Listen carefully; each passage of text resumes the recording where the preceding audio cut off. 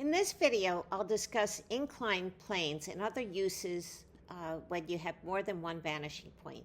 And it's in my book, Ellen's Guide to Drawing Shapes, on Amazon. An inclined plane makes an angle with the ground, so it converges toward a vanishing point above eye level. Its shadow, or if this were a wedge, the base of the wedge, converges toward a vanishing point on eye level. Since the inclined plane and the shadow are connected, their vanishing points lie on the same vertical line, which I call the vertical vanishing line.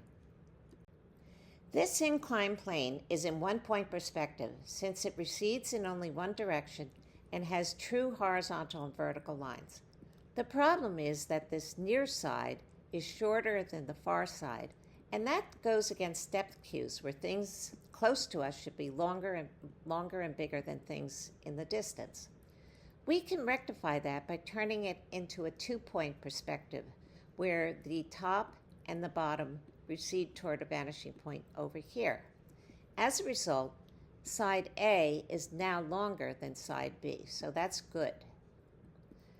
The three-point perspective, however, doesn't work in this case.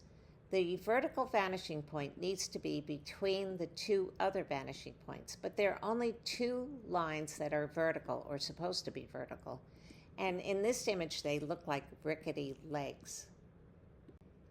If you want to draw something on the incline, like this green box, then you can call this vanishing point 1 and this one vanishing point 2 and have a new eye level. And you can see that the box converges toward these two vanishing points. If you want to add a third vanishing point, it should be vertically below the box to agree with gravity, even though this line is not perpendicular to the eye level that we're using. I think this three-point perspective looks better than the last one where I showed you the two rickety legs, because now we have three sides that are affected. If a road curves up or down, each segment converges toward a vanishing point above or below eye level. And since they're connected, these vanishing points lie on the same vertical line.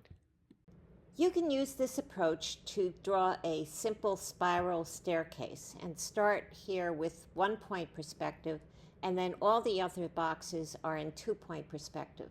And all the vanishing points are on eye level because the stairs are parallel to the ground. Similarly, when a road curves, each house converges toward a vanishing point on eye level since all the houses are on the same level ground as the viewer. If you wanted to make this curve more circular, then place each house close to its vanishing point so its sides taper quickly.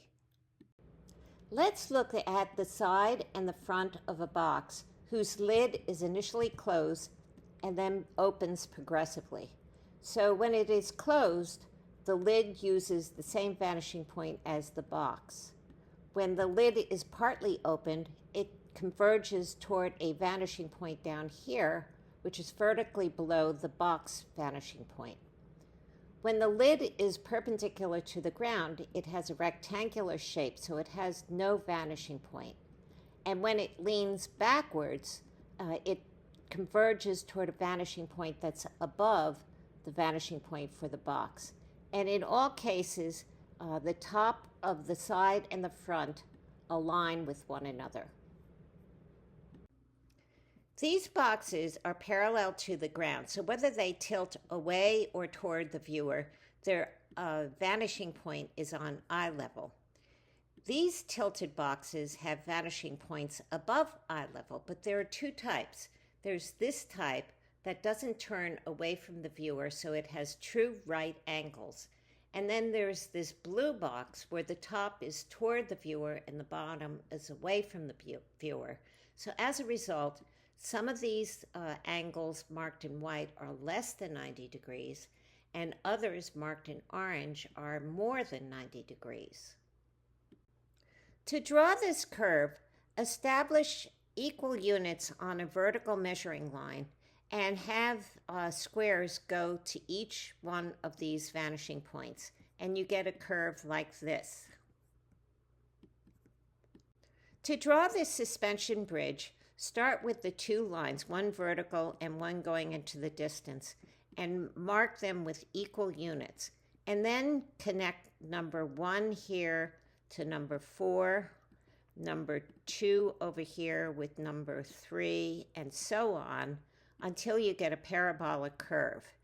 Then get rid of these construction lines and draw vertical lines so the bridge looks stable. And you can overlay one parabolic curve over another to give a 3D appearance. And these parabolic curves can vary enormously depending on the angle of these two lines. Let's look at this road that has a near side, then an abrupt downhill, and then a very narrow far side.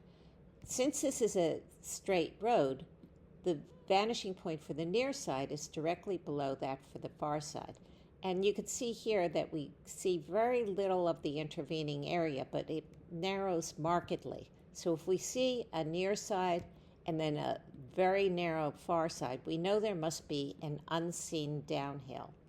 Now compare that to a level road, and the main difference is in the distance here. And that's because this road is further away from us than this road, and the difference becomes less and less as we go toward the distance because they both end at the horizon. The tops of objects tell us the type of viewpoint. So this is an eye-level viewpoint looking straight ahead at these glasses, and the tops form nearly a horizontal line.